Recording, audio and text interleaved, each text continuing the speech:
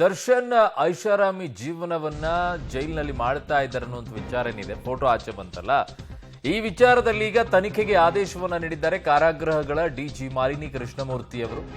ದರ್ಶನ್ಗೆ ಜೈಲಿನಲ್ಲಿ ರಾಜಾತಿಥ್ಯ ಸಿಗ್ತಾ ಇದೆ, ಎಲ್ಲಾ ರೀತಿಯಾದಂಥ ವ್ಯವಸ್ಥೆ ಸಿಗ್ತಾ ಇದೆ, ರೌಡಿಗಳ ಜೊತೆಗೆ ಇರಲು ಬಿಟ್ಟಿದ್ದು ಯಾರು ಅಂತ ತನಿಖೆಗೆ ಸೂಚನೆಯನ್ನ ಕೊಟ್ಟಿದ್ದಾರೆ. ನಾಳೆ ಅಥವಾ ಇವತ್ತು ರಾತ್ರಿಯೇ ಜೈಲಿಗೆ ಅಧಿಕಾರಿಗಳು ಭೇಟಿ ನೀಡುವಂತ ಸಾಧ್ಯತೆ ಇದೆ.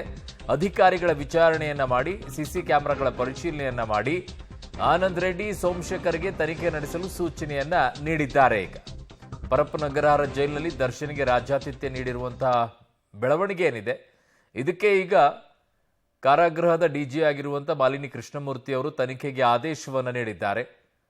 ಯಾರು ಈ ರೀತಿಯಾಗಿ ಅವಕಾಶವನ್ನ ಮಾಡಿಕೊಟ್ಟಿದ್ದಾರೆ ರೌಡಿ ಶೀಟರ್ಗಳ ಜೊತೆಗೆ? ಬ್ಯಾರೆಕ್ 3ರಲ್ಲಿ ಇರೋದು ಈ ರೌಡಿ ಶೀಟರ್ ವಿಲ್ಸನ್ ಗಾರ್ಡನ್ ನಾಗ ಏನಿದ್ದಾನೆ ಅವರು, ಇನ್ನೊಂದು ಕಡೆಗೆ ದರ್ಶನ್ ಇರೋದು ಬ್ಯಾರೆಕ್ ನಂಬರ್ 1ರಲ್ಲಿ.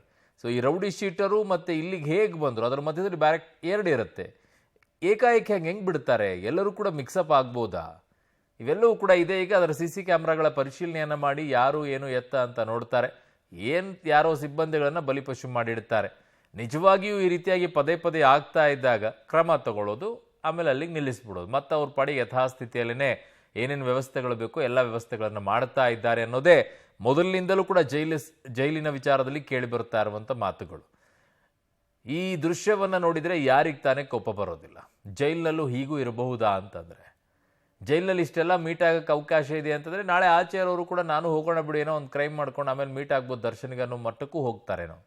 ಮಧ್ಯಾಹ್ನ ಹೇಳ್ತಾ ಇದ್ರು ಸೀನಿಯರ್ ಆಫೀಸರ್ ಒಬ್ರು, ರಿಟೈರ್ಡ್ ಸೀನಿಯರ್ ಆಫೀಸರು, ನನ್ನ ಸಹೋದ್ಯೋಗಿ ನರಸಿಂಹಮೂರ್ತಿ ಈಗ ನನ್ನ ಸಂಪರ್ಕಕ್ಕೆ ಸಿಗ್ತಾ ಇದ್ದಾರೆ ಕ್ರೈಮ್ ಬ್ಯೂರೋಯಿಂದ. ನರಸಿಂಹಮೂರ್ತಿ, ಈಗ ಯಾವ ರೀತಿಯಾಗಿ ತನಿಖೆಗೆ ಆದೇಶವನ್ನ ಕೊಟ್ಟಿದ್ರೆ? ಅದೇ ಹಳೆಯ ಸ್ಟೈಲ, ಯಾರೋ ಇದಕ್ಕೆ ಬಂದಿರೋರು ಒಂದಿಬ್ಬರನ್ನ ಅಮಾನತ್ ಮಾಡಿ ತೆಗೆಸ್ಬಿಡೋದು, ಆಮೇಲೆ ಮತ್ತೆ ಯಥಾಸ್ಥಿತಿಯಲ್ಲಿ ಮತ್ತೆ ಹಳೆ ರಾಗ ಅದೇ ಮುಂದುವರ್ಸ್ಕೊಂಡು ಹೋಗುವಂತದ್ದ?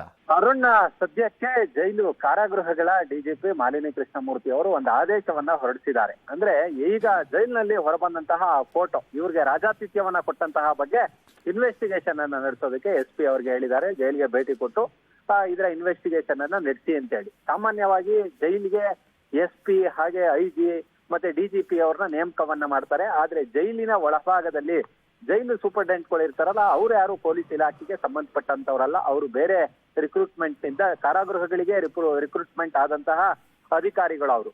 ಈಗ ಇವರು ಎಲ್ಲೋ ಕುತ್ಕೊಂಡಿರ್ತಾರೆ, ಒಳಗೆ ಏನ್ ನಡೆಯುತ್ತೆ ಅಂತ ಹೇಳಿ ಗೊತ್ತಿರೋದಿಲ್ಲ. ಈಗ ಸದ್ಯಕ್ಕೆ ಜೈಲ್ಗೆ ಹೋಗ್ತಾರೆ, ಹೋಗಿ ವಿಸಿಟ್ ಮಾಡ್ತಾರೆ, ಮತ್ತೆ ಈ ರಾಜಾತಿಥ್ಯದ ಬಗ್ಗೆ ಒಂದಷ್ಟು ಇನ್ವೆಸ್ಟಿಗೇಷನ್ ಅನ್ನ ಮಾಡಬಹುದು.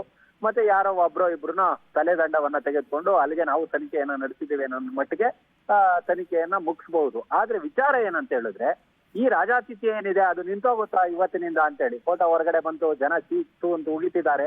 ಇನ್ಮೇಲೆ ನಿಂತೋಗುತ್ತಾ ಅಂತೇಳಿ 1 ದಿನನೋ 2 ದಿನನೋ ಅಥವಾ 1 ವಾರವೋ ಇದು ನಿಲ್ಲಬಹುದು. ಮತ್ತೆ ಅದೇ ಸ್ಥಿತಿಯಾಗಿ ಯಥಾಸ್ಥಿತಿಯಾಗಿ ಈ ಪ್ರವೃತ್ತಿ ಏನಿದೆ ಜೈಲಲ್ಲಿ ಬೆಳ್ಕೊಂಡ್ ಬಂದಿರತಕ್ಕಂತಹ ಈ ಒಂದು ಭ್ರಷ್ಟ ವ್ಯವಸ್ಥೆ ಇದೆಯಲ್ಲ, ಅದು ಅದೇ ರೀತಿಯಾಗಿ ಮುಂದುವರಿಯುತ್ತೆ. ಯಾರು ಕಾಸು ಕೊಡ್ತಾರೋ ಅಂತವ್ರಿಗೆ ಏನ್ ಬೇಕೋ ಆ ಸವಲತ್ತುಗಳನ್ನ ಕಲ್ಪಿಸುವ ಕೆಲಸವನ್ನ ಮಾಡೇ ಮಾಡ್ತಾರೆ. ಓಕೆ ನರಸಿಂಹಮೂರ್ತಿ, ನಿಮ್ಮೆಲ್ಲ ಮಾಹಿತಿಗೆ ಧನ್ಯವಾದಗಳು.